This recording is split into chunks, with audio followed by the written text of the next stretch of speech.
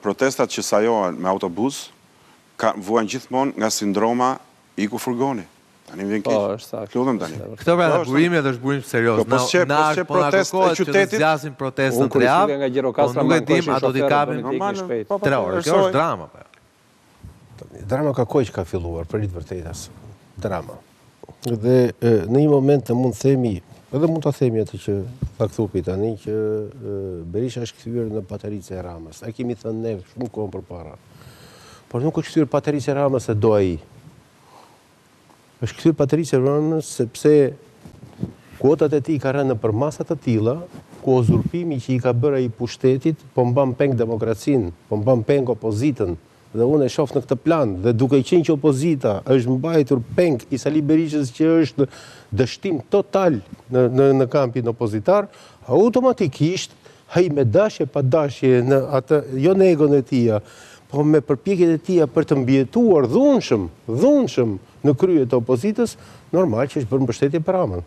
Sa opozita prodhohet për të përgjigjur, ku du përgjigjur qeverisë, pra për të bërë oponencë qeverisë. Por si mund të bëj oponencë një person i cili është totalisht i degraduar në opinionin publik? Si mund t'ja bëj? Por është fatkeqësi në Shqipëri që ai ka përfundimisht e ka uzurpuar opozitën.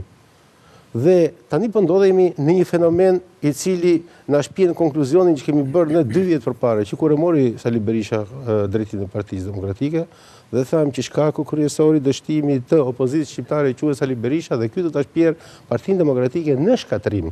Pse do ta shpjerë në shkatrim? Tash më ballafaqojnë në një fenomen i ri ku vetë opozitarët, pra vetë demokratët, po e kuptojnë përfundimisht që problemi i Partisë Demokratike... Militantët, se demokratët e kanë besoj që kanë kuptuar. Militantët. Se nuk janë gjithë militantë. Ka dhe njerëz normal dhe me logjik që janë demokratë. Qytetarët e tjerë kanë kuptuar prej kohësh dhe kanë bojkotuar dhe është fakt që kanë bojkotuar. Tani është radhë militantëve realisht. Tani janë militantët në lojë. Dhe militantët kanë kuptuar që nëse se duan që ata të kenë një farë shprese dhe të jenë rolin e tyre, por të kenë shpresë për të luftuar për të marrë pushtetin, duhet me do e mos të rithemelojnë Partinë Demokratike. Ta rithemelojnë, që do të thotë ndryshim në themel. Në këtë kuadër, Sali Berisha vazhdon rezistencën tashmë jo më në luftë me qeverinë, por brenda qeveri, brenda vetes vetë.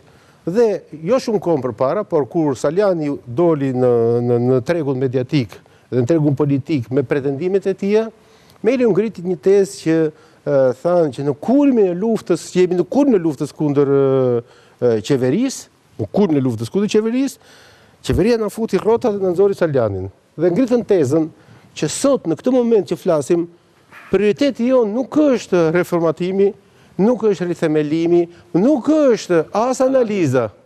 Nuk janë të gjitha këto, nuk jemi në këtë kohë. Ne tashmë duhet të ngrejmë kuotat të luftës kundër qeverisë. Sot kur Këshilli Kombëtar u mblodh për të bërë analizën, se për ato u mblodh, që ishte njoftimi, Sali Berisha e ndryshoi një herë skemën dhe tha jo, do ta lëmë analizën vonë, nuk është kjo prioriteti jonë. Pse e bëni gjë të Sali Berisha? Sali Berisha... Ne kuptojmë pse e bën, por shumë e trash. E trash është, por... Ne kuptojmë pse e bën. Ai e bën ushqim për militantët tani. Sepse, jo, se ka ushqim... Ai se ka ushqim për militantët. Për mua nuk e ka ushqim për militantët.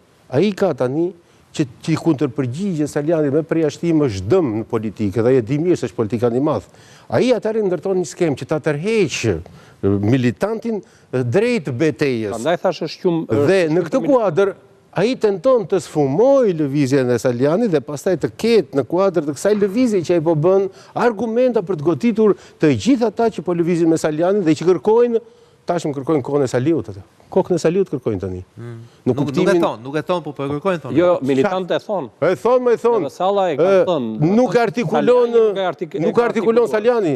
Dhe kjo është gabimi, për mua gabimi, unë e kam thënë që ditën e parë. Saliani tashmë duhet ta precisojë qëndrimin e tij në pozicionin e tij që është. Ai nuk është opozitari i opozitës. Ai është personi i cili ka sjell tashmë në skenën politike dhe brenda Partisë Demokratike frymën që është tashmë midis militantëve. Ai është pasqyruesi i frymës. Dhe këtë frymë, po ta shikosh, e ke shumë të gjallë në 3 takime që janë bërë, se ka dhe entuziazëm, por ajo që bën përshtypje më tepër dhe që mua sinqerisht më ka bërë përshtypje është struktura anatomike e atyre që janë në sallë. E kupton që janë gjithë të rinj. Nuk shef njerëz të lodhur.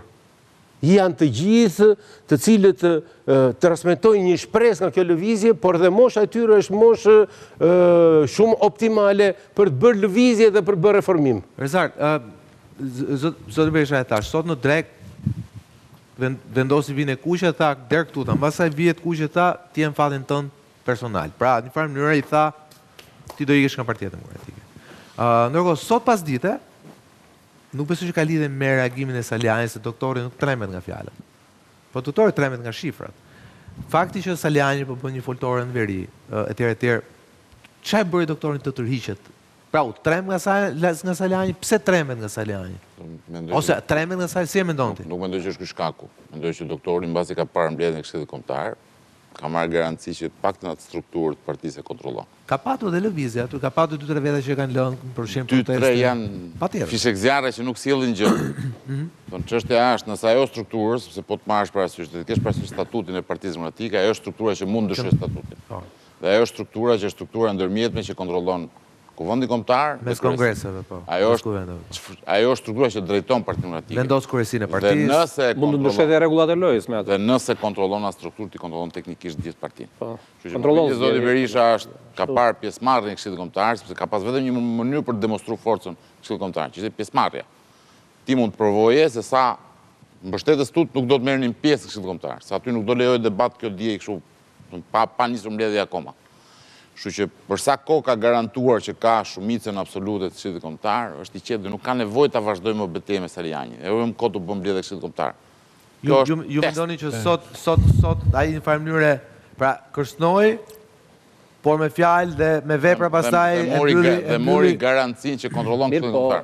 Harron një fakt. Të ndryjnë që këtë. Ja, një minutë. Harron një parim, që është parim universal i përbotshëm, do të thënë në partitë politike. Parimi është ky. Kemi qendrën e partisë, kemi dhe periferinë e partisë. Në rast se ndryshon raporti, që periferia bëhet më e madhe si qendra, si peshë rëndese, atëherë ti e ke humbur partinë. Kjo ndodhi midis në raportin Lulzim Basha, Sali Berisha u provua. Lulzim Basha ishte deri një farë momenti ishte shumicë sepse qendra, forca e rëndesës ishte tek partia, le të themi deri në nëntor-dhjetor. Mosdalja e Lulzim Bashës në terren, do të thënë, lënia hapësirë të mbaroj. Kjo bëri një minutë. Kjo bëri që qendra periferia që ishte Saliu, që doli në periferi, u bë më e madhe se sa qendra. Kjo prishi gjithë balancën. Kështu që edhe shembulli nuk vlen, po shembulli unë mbaj mend, besoj me që duhet ta mbaj mend. Po. Kur le të themi në bile në kulmin e Berishës 1, pra 92-96, po e le 97-ën jashtë, kur Berisha ishte kaq fuqishëm dhe mas zgjedhjeve të 96-s, kur le të themi e la sa për figurë Aleksandër Meksi, ndërkohë që i rrëmbeu dhe qeverinë, të merrohej vetëm nga një emër, Petrit Kalakula, që ishte drejtues i degës Partisë Demokratike Tiranës, që e kontrollonte degën dhe dominonte totalisht, dhe ishte një degë konservatore, në thojza reaksionare, e cila deri diku nuk pyeste fare, megjithëse ishte një derë tek kati parë i Godinës. Po kur i përmend emrin e Kalakulës, ai dridhi. Pse? Sepse ajo deg nuk e pyeste. Sepse ishte kryeqytet mbi të gjitha. Kjo që thoni ju prap. Kryeqyteti ishte e kontrollonte, i bënte hije se listë ndrore duke qenë një derë mendje. Po mëse që nuk e di, ne kemi diskutuar bashkë. Unë kam thënë në 14 shkurt të vitit 1991, Sali Berisha mori partinë përfundimisht. Cila ishte skema? Skema ishte mori kryesin, mori Këshillin Kombëtar, mori Kuvendin. Kish marrë dhe periferin, sepse kishte, duke qenë se ishte rurale shumë Shqipëriat, më shumë se urbane, pjesa rurale që ishte me PD-n, ishte gjitha me Berishën. Pjesa urbane ishte me intelektualët. Okej. Dhe ai mori periferin. Pastaj mori strukturën. Po, mori strukturën, mori dhe periferin, e bëri dopi. Këtë skem, Berisha e konsolidoi, dhe sot në këtë moment që flasim, se duhet ta sjell skemën deri sot, Berisha, gjën e parë që është interesuar dhe është kujdesur në Partinë Demokratike është kryesi e vogël, kryesi e madhe, Këshill Kombëtar dhe Kuvend t'i ketë të besuar. Pra ka drejt publikë pikë. Jo, më nuk ka testu këtë po them. Këtë po them tash. Ki struktura dhe Basha kishte grupin parlamentar po ju. Mbledhje sotme. Lule shkret, se s'kishte asgjë. Për Lulin si vetëm krerjen e flokëve. Kryetari i partisë i kishte këto. Kishte kryesin, Këshilli Kombëtar. Ashtu na gënjeu të gjithëve pastaj. Kish grupi, ai është tjetër gjë që e la vetë. Jo, mos ka lënë vetë. Unë kam opsionin tim për atë punë, por gjithsesi u them. Berisha nuk bën test në Këshill Kombëtar as pas në kuvend, sepse i ka 100% besuar dhe janë absolutisht edhe militarë në kuptimin filozofik të gjës. Nuk ndaj të njëjtin mend. Nuk e debaton. Nuk e ka. E vetmja gjë që ka shqesim Berisha. Gjithë që ata nuk flasin. Ai 100% rrezikos. Po gjetë momentin të janë të besuar ata, por ata grupin e deputetëve po. Mirë. Ata janë absolutisht besuar. Këshilli Kombëtar nuk virret asnjë diskutim se skemi Berishës historike. Kush është problemi i Berishës? Problemi i Berishës është ajo që e kapi në filozofi Koli, por që transmetohet dhe sot dhe që është pasqyrë pikërisht asaj. Berisha e shqetësojnë zërat të cilët i prishin ekuilibrat dhe që vinë nga baza. Berisha në atë periudhë po është e vërtet sepse baza ishte absolutisht berishiane, sepse ai ishte miti që u prodhua si mit. Kush e prodhoi mund të flasim. Po, që atëre. Është e vërtet që kishte bazën.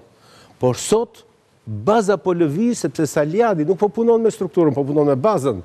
Dhe Berisha e di mjaft mirë që kjo bazë do ta rrezojë, nuk do ta rrezojë struktura. Dhe atëherë në atë periudhë Kalakula ishte përfaqësuesi tipik dhe shumë i fuqishëm i frymës të djathtë. Dhe ishte jashtëzakonisht i rrezikshëm për Berishën sepse heqja e atij fluksi të djathtë nëpërmjet Kalakulës e dëmtonte demagogjinë e Berishës. Dhe për këtë arsye, jo në planin strukturor, por në planin ideologjik, ai ishte shumë i shqetësuar për Kalakulën dhe i bëri gjitha dhe e bëri dhe ministër. Tani Berisha ka dhe dizavantazhe. Në këtë moment që ta mbyllun, në këtë moment problemi i Sali Berishës, që ishte dhe ajo konferencë, që ajo Këshilli Kombëtar që u bë, nuk ka të bëj fare me testimin, në gjykimin tim, gjithmonë në gjykimin tim, ka të bëj me shqetësimin e madh që po i hap tani Saliani. Sepse Saliani po ka bazën. Dhe atë Parti Demokratike do ta riformatoj baza, jo kryesia. Ai Këshilli Kombëtar do bjerë nga baza. Po, këtu bie në fund Skënderi. Unë do të bie shumë shkurt në fakt se kam, nuk bie dakord fare me këtë qendrimin, unë mendoj një gjë, ka dy faktor historik. Në Shqipëri nuk ka ndodhur kurrë që një kryetar parti të rrethohet nga baza, kurrë, asnjë rast, me përjashtim të Berishës. Nuk ka asnjë rast tjetër, në asnjë nga iku vete. Ai çau gjithë kurësia dhe gjithë gazetarët. Jo 2013, më flas për 2023. Aha, okay. Rikthimi. Ai që thjesht konfirmimi i rënia e një rrene. Të them një gjë. Dhjetori i vitit 90 është shembulli më i qartë që baza rrëzoi sistemin. Baza. Me çat lutem. Nuk shpjegohet 2025 me 90, me gjithë respekt. Po baza